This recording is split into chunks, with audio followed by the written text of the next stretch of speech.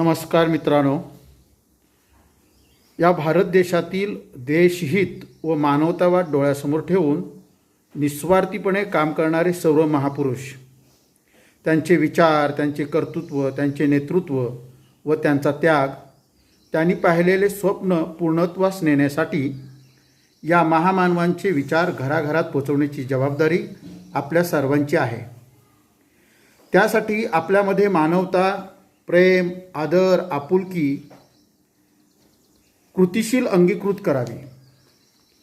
आपण आपल्या महापुरुषांचे विचार जगायला शिकलो तरच आपल्या सर्वांची स्वप्ने नक्की पूर्ण होतील।